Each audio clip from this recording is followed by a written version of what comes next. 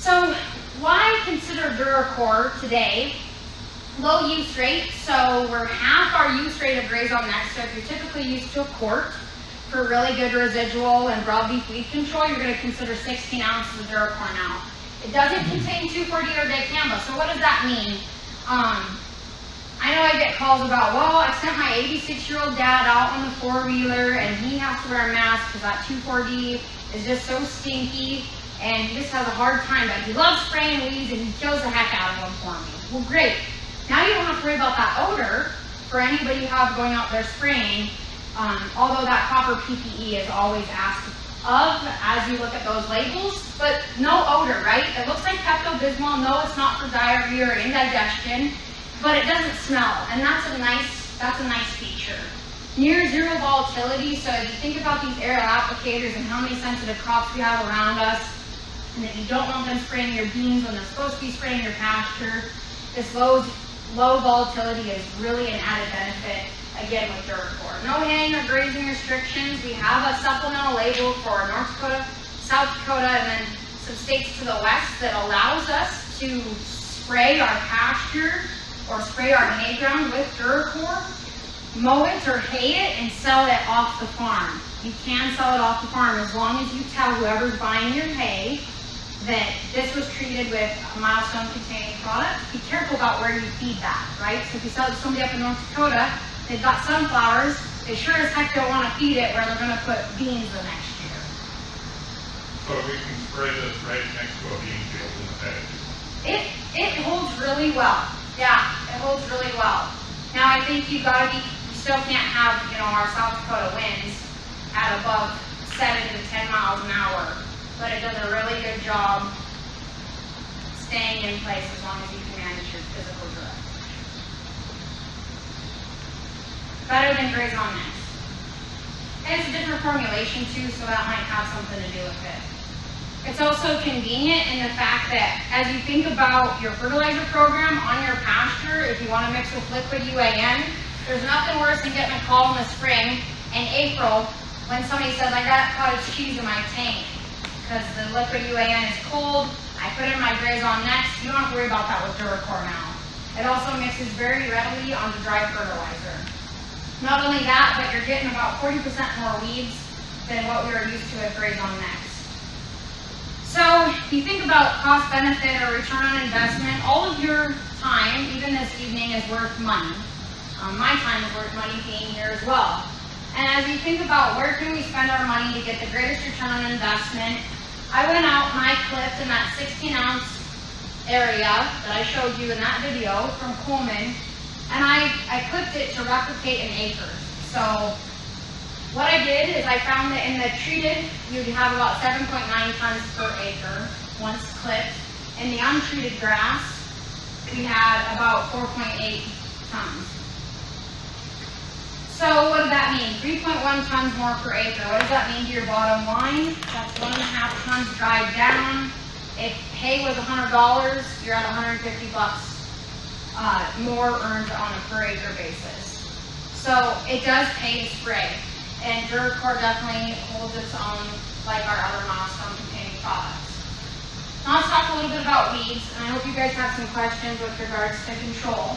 Everything you mentioned, DuraCor controls, and that's basically what we're going to go through. So 140 weeds, some big things that I've been seeing this year are like that hoary vervain with the pretty purple flower. I've seen a lot of that taking over pastures, just like dumpweed has been really bad the last couple years. I used to think that coming through this area, you'd only see dumpweed when you drove into a pasture, right? Like on the edges of the roads. It just took off in the last couple years. So that's a big one. How about wormwood? That's the North Dakota state flower, right? Those stinky bison. They brought it down here. Snow on the mountain is one that we didn't typically get control of before. We now do. Cockleburr or any curly dock, that your animals are getting knocked when you walk them through the ring. We're going to take care of that as well. So. How about buckbrush? Yeah, I am going to talk about buckbrush, and you can use DuraCor on buckbrush if you add 2,4-D to it. But I still really like our product Chaparral for buckbrush, and I'll show you some pictures that I can prove it to you. Alright, you all have some wild parsnip around here. I've seen it driving down the roads.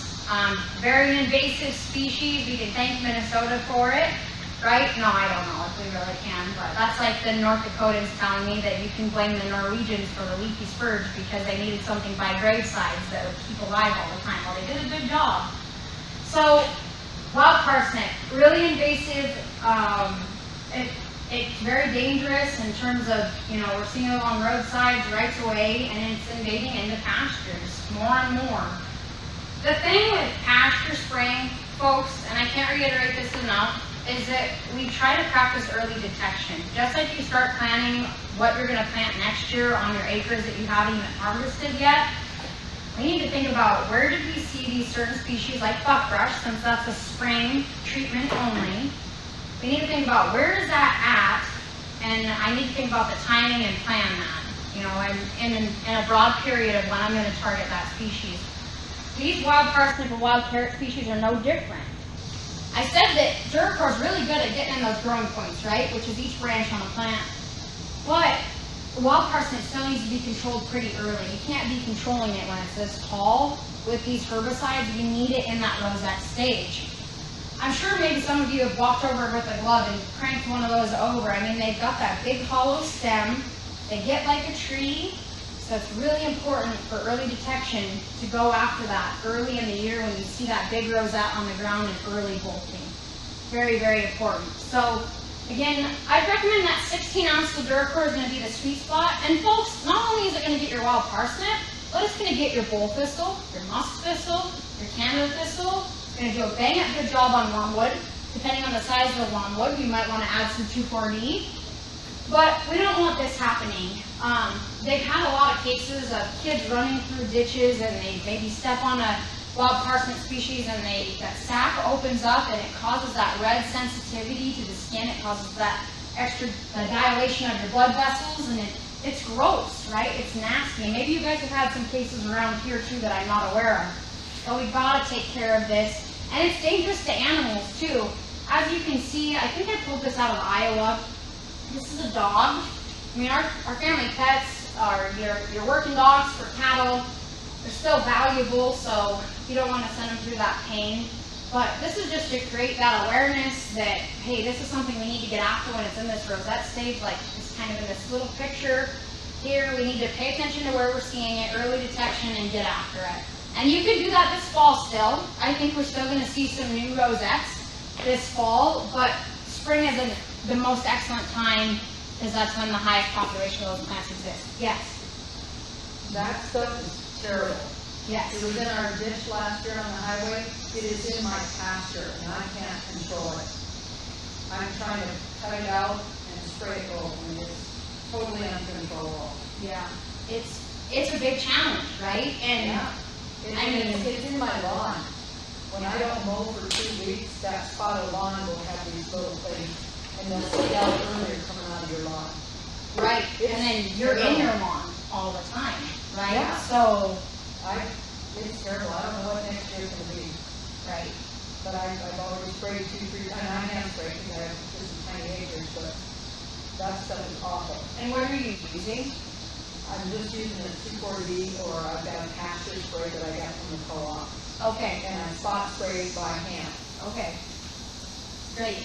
So I would, If I cut it, if I keep cutting it, because the horses are avoiding that area. right, Will I get rid of it if I keep cutting it or not? you're gonna need to integrate some spraying. What I've seen is we need to stay away from 2,4-Ds. They honestly select for it. They don't really do much to it. Okay. So you need to be, like, DuraCor would be a great solution for you. And it's got a good cost advantage point for you as well. And timing is everything, again, at that rosette stage. Now, in your lawn, do you live on a farm or do you live here in town? On the farm. Okay. You can get away with spot spraying in your yard. You just want to be careful around any pine trees that have a shallow root system. But you definitely want to get ahead of it. And if you're mowing your lawn all the time, you can probably go spray new rosettes as we're getting moisture on your lawn from your sprinkler system or whatever. You can probably go find new rosettes and still spray this fall and try to keep it out even further.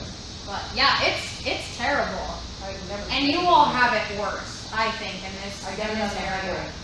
Yeah, Okay, right. okay. Well, they mowed it, and where does that wheat seed go? Probably at the right time. It's just gonna spread, and that's where we gotta integrate both practices.